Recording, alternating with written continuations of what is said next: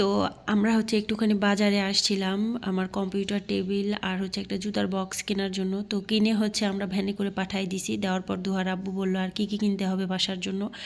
তো ওদের জন্য একটু আমরা হচ্ছে বেকারি আইটেম কিনতেছিলাম, বিস্কুট, তারপর হচ্ছে এই যে নিমকি এই টাইপ কিছু। তো দুহার একটা কেক পছন্দ করে, এই কাপ কেকটা ওই খুবই পছন্দ করে। আমি আসলে বাহিরের কেক জিনিসটা খাওয়াই না, কারণ এটা অনেক আনহেলদি একটা খাবার।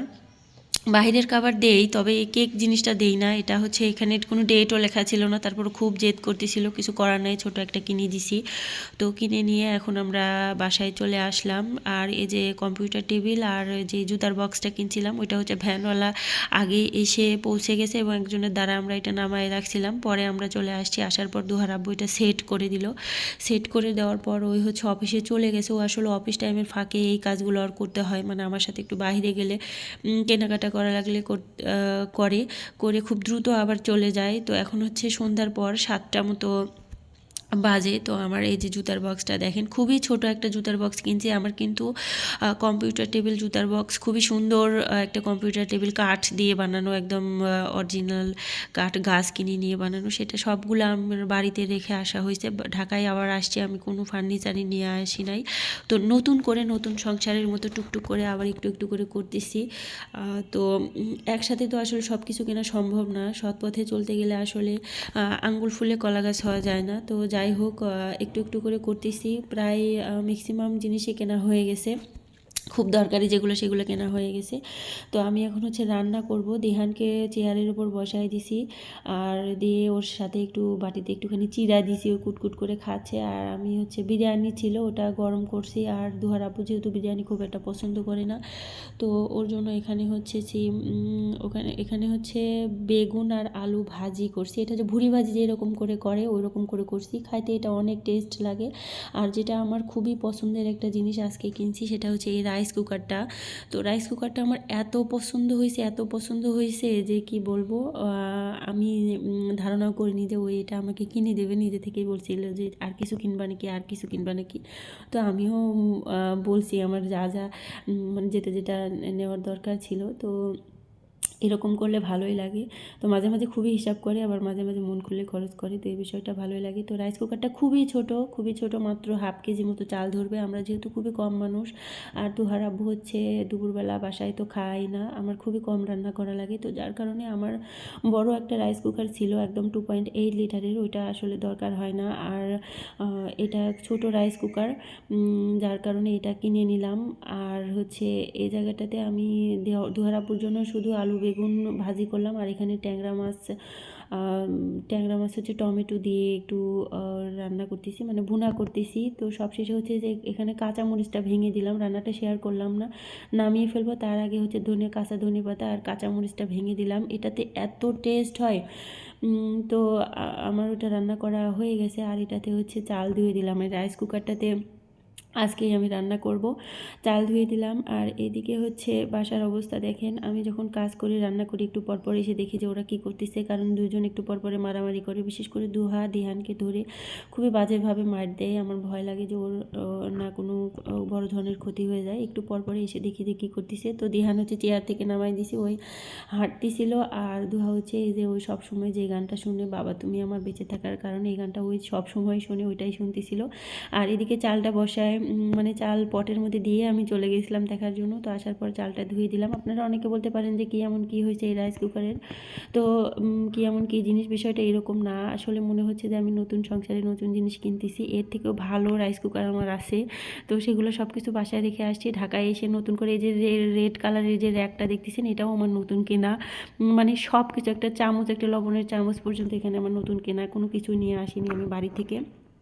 তো ভালোই লাগতেছে বিষয়গুলা। আস্তে আস্তে বের হই, প্রায় প্রতিদিনই বের হওয়া হয় আর টুকিটাকি জিনিস কেনা হয়। তো এখানে আমি হচ্ছে ভাত রাইস দিয়ে দিলাম, মানে ভাতটা দিয়ে দিলাম। উনি দেখাচ্ছিল যে হচ্ছে ভাজির জন্য কিংবা যে কোনো কিছুর জন্য ওখানে টাইম লেখা ওঠে, কিন্তু ভাতের জন্য আসলে টাইম লেখা উঠতেছিল না, যার কারণে আমি দেখতেছিলাম যে কি হলো। তো ওটা আসলে ঠিকঠাকই ছিল। তো এরপরে এই যে বাইরে এসে দেখতেছি যে আমার ছেলেটা আমার কাজ অর্ধেক করে দিচ্ছে, ও ঝাড়ু নিয়ে ঝাড়ু দেওয়া শুরু করে দিচ্ছে। আমার ছেলেটা, বিশেষ করে দিহান, ও আসলে অনেক ছোট তো, দুহাও আগে এরকম করতো, ঝাড়ু টাড়ু নিয়ে যদি রাখতাম তাহলে ওই ঝাড়ু দিত। তো দুহা এখন একটু বড় হয়ে গেছে, ও তো ওর মতো একটুখানি চলে। আর এইদিকে দেখেন আমি রাইস কুকারের যেই কার্টুনটা আছে এটা আমি সবগুলো উঠায় রাখি, কারণ ঢাকা শহরে বাসা চেঞ্জ করার সময় কার্টুনগুলো খুবই দরকার হয়, আমি এটা একটাও নষ্ট করি না। তো এর মধ্যে হচ্ছে দুহা উঠে পড়ছে, উঠে বসার চেষ্টা করতেছে, তাহলে তো কার্টুনটা ফেটে যাবে। তো আমি ওকে বলতেছিলাম যে দিহান দেখো তো আমার কত কাজ করে দেয়, আর তুমি এর মধ্যেই দুষ্টুমি করতেছো কেন। তো একটু মন খারাপ করে।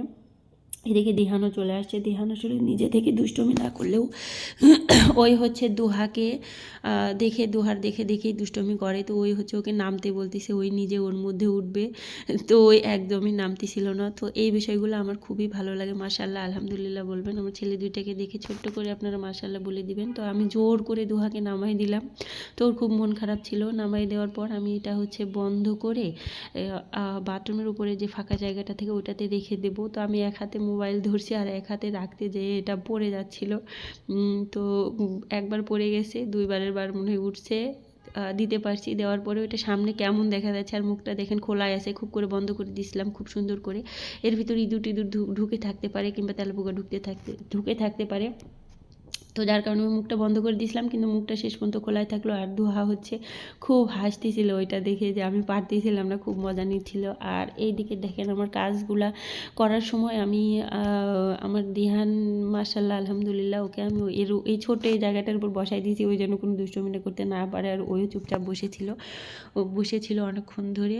তো এখন একটু বিরক্ত হচ্ছে, কাঁদতেছিল। আর আমার সব কাজ হয়ে গেছে, বাসাও ক্লিন করে ফেলছি। আর আমাদের এখনও ডাইনিং টেবিল যেহেতু কেনা হয়নি, এই 3টা চেয়ার এক জায়গায় করে আমরা খাবার খাই। বিশেষ করে আমরা 3 মা ছেলে এটাতে খাবার খাই। তো আমি খাবার বাড়তেছিলাম। আর রাইস কুকারে কিন্তু দেখেন এত কিছু মাল্টি ফাংশন হয়েও, এটা দেখেন আমি সাইজটা আপনাদেরকে বোঝানোর চেষ্টা করতেছিলাম। তো ভাত হইতে অনেক বেশি টাইম লাগলো, কারণ হচ্ছে রাইস কুকারে শুধুমাত্র ভাত হওয়ার জন্য যে রাইস কুকারগুলো, ওগুলাতে কিন্তু খুব দ্রুত ভাত হয়ে যায়, তার প্রায় ডাবল টাইম লাগছে।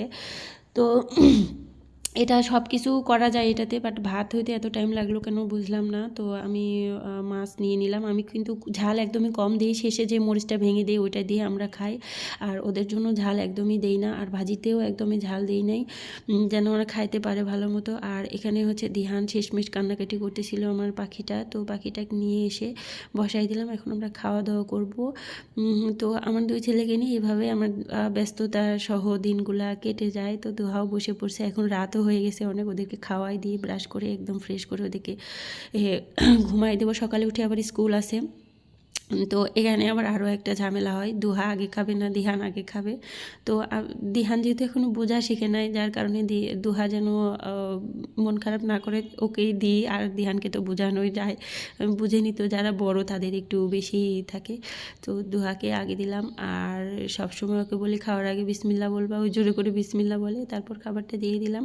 তো খাবার মুখে নিয়েও একটা ঝাঁকি দিল, যে কোনো খাবারই মুখে নিয়ে প্রথমে একটা ঝাঁকি দেয়। তো তারপরে বলতেছে খাবার ভালো হয়েছে, আমার আম্মুর রান্না অনেক স্বাদ, তাই বলতেছিল। আর এই যে দেখেন দিহান আমার পাখিটাকে আমি, ও খাওয়া ভাত খুব একটা খায় না বলতে পারে, একদমই না খাওয়া মতো। তারপর প্রথম 2-1 বার নেওয়ার পরেই মানে যতটুকুই খাক রাতের বেলা ওইটুকুই পেট ভারী খাবার খাইলে রাতের ঘুম ভালো হবে।